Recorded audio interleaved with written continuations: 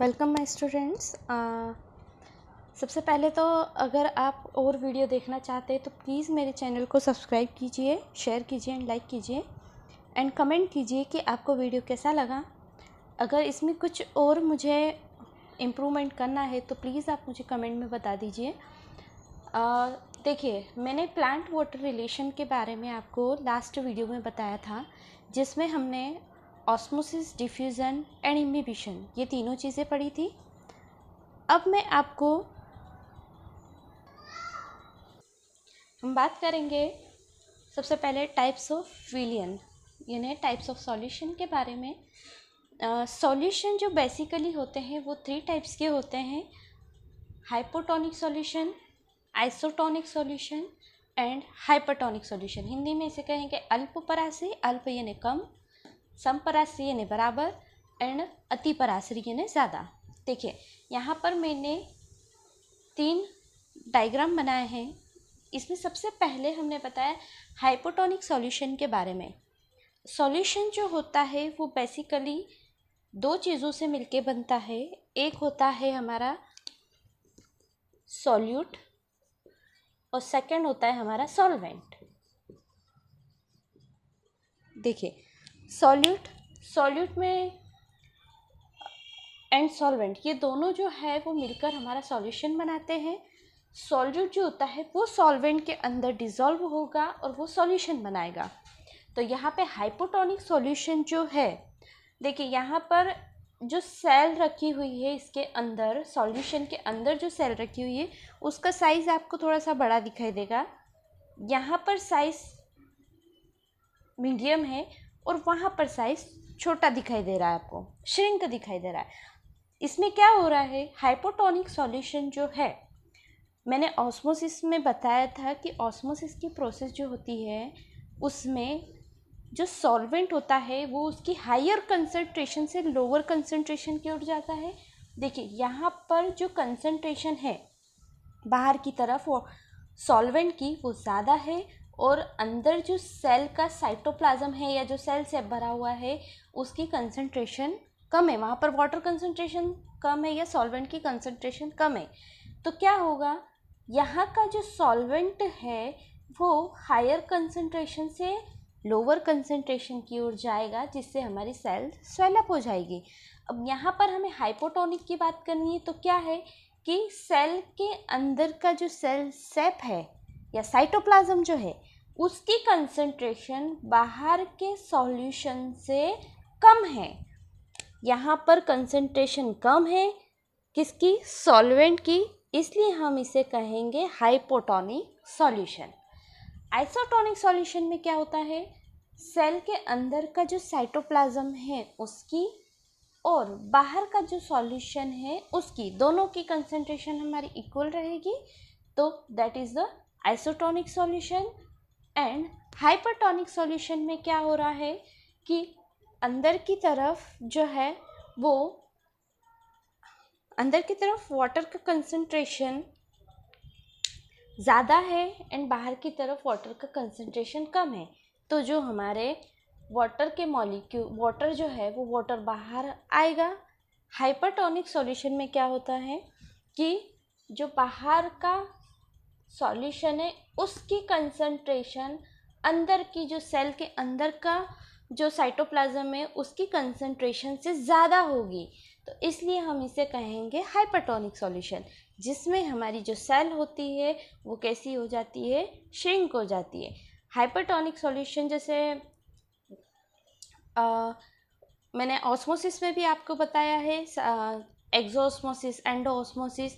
तो यहाँ पर वो प्रोसेस हम ले सकते हैं कि एंडोऑस्मोसिस में जो सेल होती है वो स्वेलअप हो जाती है और एक्सोऑस्मोसिस में सेल जो होती है वो श्रिंक हो जाती है। तो यहाँ पर भी वही प्रोसेस हमें देखने को। देखिए, अब नेक्स्ट टॉपिक की हम बात करते हैं कि प्लाज्मोलाइसिस, या इसे हिंदी में हम कहते हैं जीवद्रव्य कुंचन।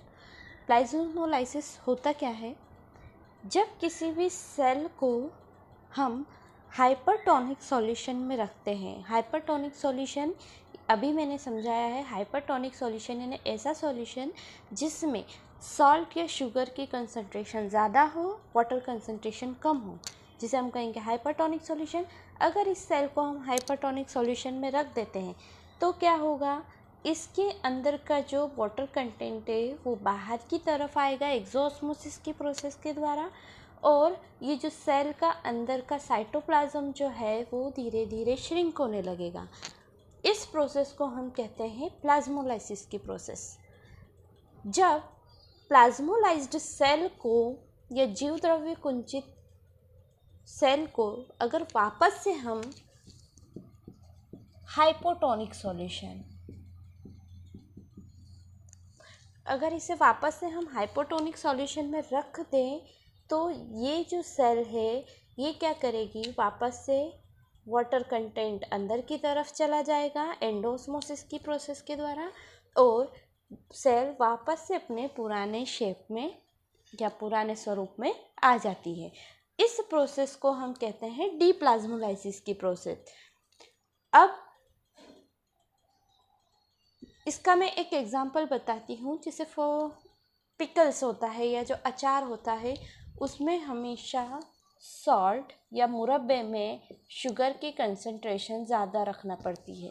क्यों रखना पड़ती है, वो इसी कारण कि ताकि कोई भी माइक्रो ऑर्गेनिजम्स जो है वो उसमें ग्रो ना कर सके, इसीलिए हम उसमें सॉल्ट या शुगर की कंसंट्रेशन ज़्यादा कर देते हैं ताकि वो हाइपरटोनिक बना रहे और उसमें कोई भी माइक्रो ऑर्गेनिज्म ग्रोथ ना कर पाए, और ग्रोथ करे तो वो प्लाज्मोलाइसिस की प्रोसेस के द्वारा किल हो जाता है। चलिए नेक्स्ट टॉपिक है हमारा turgor pressure and wall pressure. ये दोनों होते क्या हैं? टर्गर प्रेशर को हिंदी में हम बोलेंगे स्फीत दाब, और वॉल प्रेशर को हम बोलेंगे हिंदी में भित्ति दाब।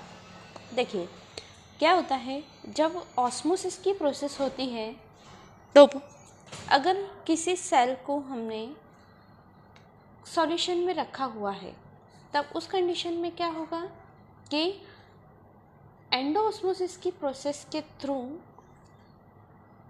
जो सेल है, एंडोऑस्मोसिस की प्रोसेस में क्या होगा, बाहर का जो वाटर कंटेंट है वो सेल के अंदर आएगा। इस कंडीशन में सेल का जो अंदर की तरफ क्या होगा, सेल स्वेलअप होने लगेगी, और जब सेल स्वेलअप हो जाती है तो इस कंडीशन को हम बोलते हैं टर्जिडिटी। इस कंडीशन में क्या होगा, जब सेल स्वेलअप होगी तो अंदर वाटर कंटेंट बढ़ेगा, और यहाँ पर ये अपोजिट साइड में यानी इसकी जो अंदर की वॉल है उस पर एक प्रेशर मेंटेन होगा, उसके कारण टर्जिडिटी के कारण उस प्रेशर को हम बोलेंगे टर्गर प्रेशर। साथ ही साथ जब ये सेल अगर वाटर अंदर की तरफ आ रहा है तो इसकी जो वॉल होती है वो उसका नेचर होता है इलास्टिसिटी का, थोड़ी फ्लेक्सिबल होती है, तो वो क्या करेगी, टर्गर प्रेशर के अपोजिट में इसके ऊपर वॉल के थ्रू एक प्रेशर लगेगा या बाहर से जो प्रेशर लगेगा वो कहलाता है वॉल प्रेशर या भित्ति दाब।